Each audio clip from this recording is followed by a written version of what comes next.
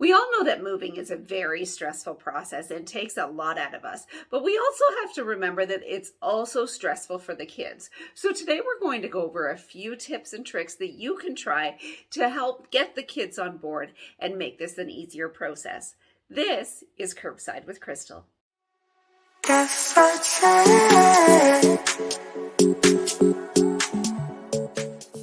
Now, before I get to today's list, please follow me on all the socials and subscribe to my YouTube channel for market updates, home maintenance tips, and all things real estate. And so I know I'm not talking to myself.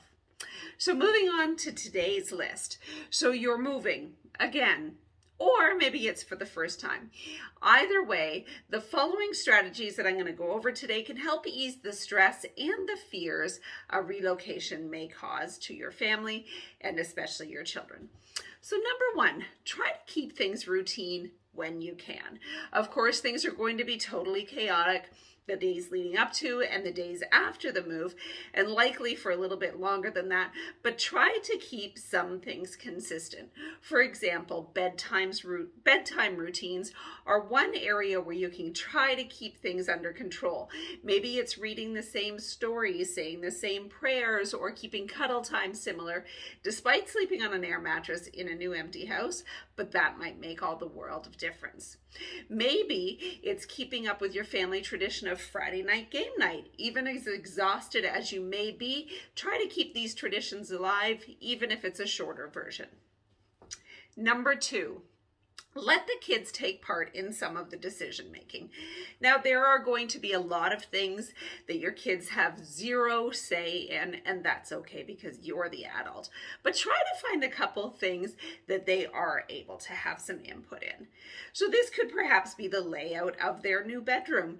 Sure, it might seem silly to have the bed right in the middle of the bedroom, but perhaps just let this slide for the first little while so they feel like they're in control of their lives and their environment.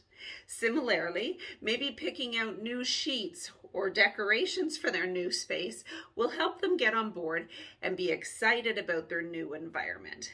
Even something as simple as planning the first couple of meals in the new house, even if it's takeout, will again help them feel like they're part of the process.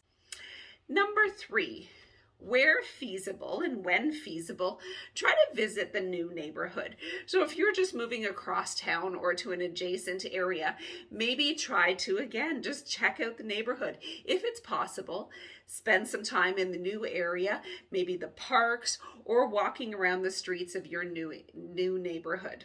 You may find that this helps a great deal with the transition, and you may be lucky enough to run into some kids that are their age to show your child that there are new friends waiting for them in their new neighborhood. Now, when this is not possible, and if you're moving far away, it may not be possible, don't forget about the power of the internet. So use Google to virtually walk around the neighborhoods and check out parks, stores, maybe some new restaurants or coffee shops that you'll soon be visiting when you get settled. 4, talk it out. Ask your family members how they feel about moving. You may find that they're not actually that nervous at all, but are looking forward to a new start. So don't assume that they're upset by asking questions like, are you worried about moving, or are you stressed out about starting at a new school? Because this could indeed plant the seeds that they should be worried when they were actually excited about the new chapter. So if they do respond that they're worried, hear them out, answer their questions, and talk through things, because maybe you might be able to squash some of those fears or at least lessen the blow just by listening and talking it out. Number 5, try as hard as it can be sometimes to stay positive and patient. As adults, we know that we haven't ruined their lives by moving them to a new city, but this is what it feels like. So try to maybe cut them some slack and allow them to respectfully voice their frustrations. And number 6, encourage them to keep in contact with their old friend. So if you've moved far away, set up a time with the other kids' parents where they can virtually walk through their new house with their friends, and maybe allow them some extra screen time during the first little while so they can stay in touch with their friends and they don't feel like they've been completely abandoned. Now, on a side note, here is something not to do. So the last time we moved, we went from deep in suburbia in Bowmanville to what my kids considered the middle of nowhere. In reality, it was only about an 8-minute drive. So while our 17 and 15-year-old were fine with it, our 12-year-old was absolutely not fine with it. Our old neighborhood was totally filled with his buddies, and he was just devastated that he wasn't going to be able to just walk across the street to see them. So what did we do? We offered up a puppy.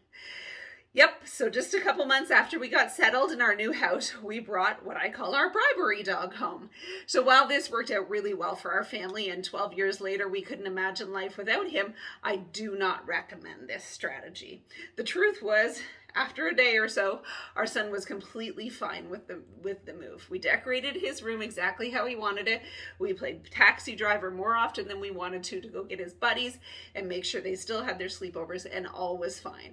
So I completely jumped the gun and offered up the bribery dog when it was clear that he was not on board with moving. So again, in our case, it worked out, but it could have easily just gone the other way, because in reality, we're not really dog people. Don't tell the dog that, though.